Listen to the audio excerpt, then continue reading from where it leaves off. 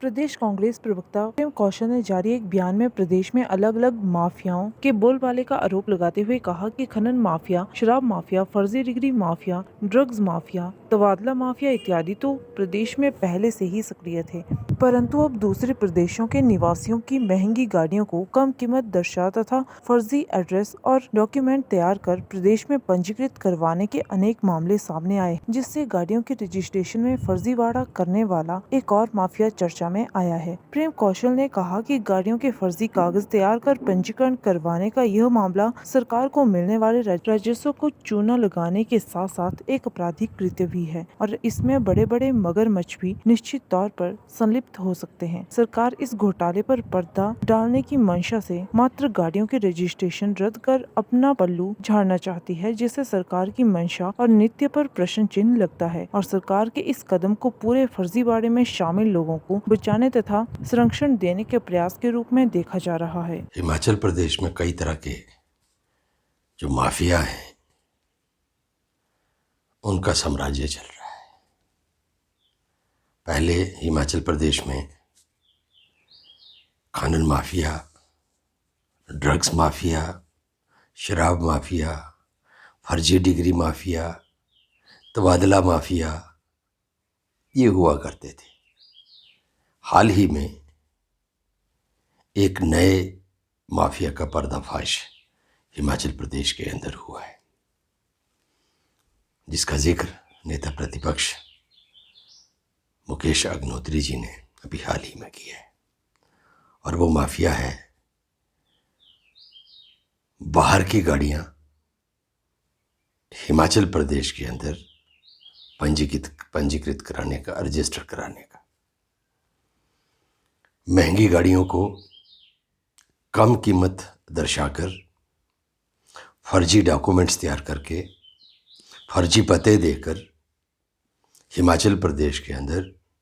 पंजीकृत किया गया, रजिस्टर किया गया। और एक तरफ जहां रेवेन्यू जो हिमाचल प्रदेश का है उसको जब्त लगी, वहीं दूसरी तरफ एक ऐसा माफिया, एक ऐसा गिरोह जो दूसरे राज्यों के बड़े बड़े जो लोग हैं, बिग नेम्स जिनको कहते हैं, ऐसे लोगों की गाड़ियां यहाँ फर्जी पते देकर, उनके फर्जी डॉक्यूमेंट्स बनाकर, कम कीमत दर्शाकर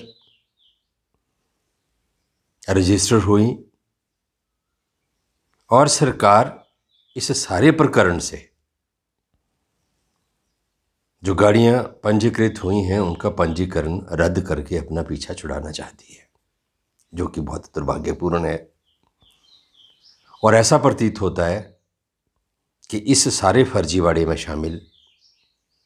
जो माफिया है, जो लोग हैं, किसी बड़ी एजेंसी से जांच ना करवा के और महज रजिस्ट्रेशन को रद्द करके इस पूरे प्रकरण से पल्ला झाड़कर सरकार ऐसे लोगों को बचाने का प्रयास कर रही है, संरक्षण देने का काम कर रही है। ये महज गाड़ियों के रजिस्ट्रेशन का मसला नहीं है। सरकार को रेवेन्यू लॉसेस का मसला नहीं है, परंतु कहीं ना कहीं फर्जी डॉक्यूमेंट तैयार करके, फर्जी पते देकर गाड़ियों का पंजीकरण करना एक आपराधिक कृत्य भी है। और जिस माफिया ने, जिन लोगों ने ये काम किया है, इस काम को अंजाम देने वाले लोग हैं, हो सकता है ऐसे माफिया के तार दूसरे जो गोरख धंधे हिमाचल प्रदेश के अंदर हैं, जैसे नशे का कारोबार है, ड्रग्स का बिजनेस है, उससे भी जुड़े हो। इसलिए महज रजिस्ट्रेशन को रद्द करके इस मसले से पीछा छुड़ाना जो है वो सरकार की मंशा के ऊपर प्रश्न चिन्ह पैदा करता है। और कहीं ना कहीं इस पूरे प्रकरण में हिमाचल प्रदेश से जुड़े बड़े अधिकारियों का और बड़े लोगों का हाथ होने की भी पूरी पूरी संभावना है। महज कोई किसी एसडीएम के दफ्तर के, रजिस्ट्रेशन अथॉरिटी के दफ्तर के बाबुओं के द्वारा किया गया कारनामा नहीं है। निश्चित तौर पर इस पूरे प्रकरण में कुछ बड़े मगरमच्छ निश्चित तौर पर शामिल हैं और ऐसे लोगों का पर्दाफाश इस पूरे माफिया का जो असली चेहरा, असली रूप तभी सामने आ सकता है जब इस पूरे प्रकरण की जांच कोई बड़ी एजेंसी करे, जैसा कि हमारे कांग्रेस पार्टी के विधायक दल के नेता और अन्य विधायकों ने सीबीआई से इस पूरे प्रकरण की मांग कराने की मांग की है।